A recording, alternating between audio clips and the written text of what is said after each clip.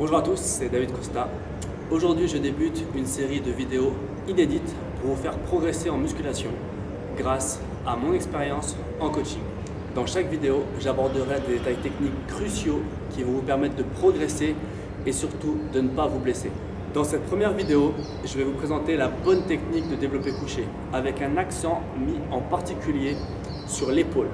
Cette bonne technique, elle vous permettra de mieux sentir vos pectoraux, de mieux les solliciter et donc d'être plus performant.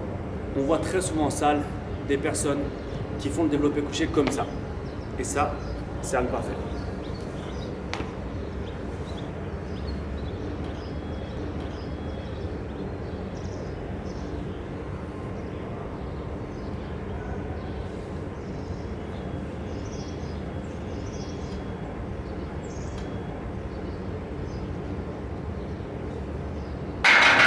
En faisant le mouvement comme ça, vous faites tout sauf travailler vos pectoraux.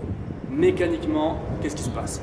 On a le petit pectoral qui est sous le grand pectoral qui va tracter l'épaule en avant et le trapèze qui va permettre de l'élever. Donc on est d'accord qu'on est loin du travail principal du grand pectoral qui est de rapprocher l'humérus de l'axe du corps. Donc, comment on doit faire pour être bien placé et être fort en développé couché et bien sortir ses pectoraux?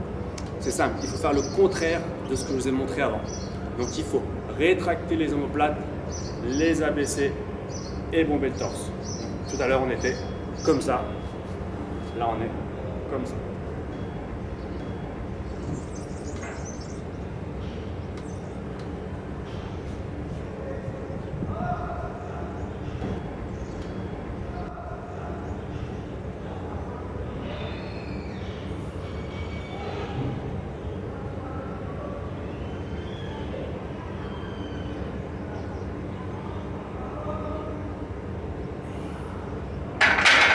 Quand je me suis placé, j'ai tiré mes épaules vers le bas et vers l'intérieur. Mes omoplates dans mon dos, elles ont fait ça. On a eu un abaissement et une rétraction de l'épaule.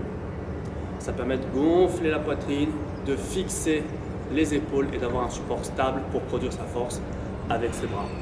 Ensuite, l'effort, quand on fait son développé couché, il ne se passe pas dans la globalité. Il ne se passe pas en fermant comme ça. C'est un travail d'ouverture et on va chercher simplement à tendre son bras, à ramener le bras à l'humérus vers la cage thoracique, tout simplement en dépliant son coude.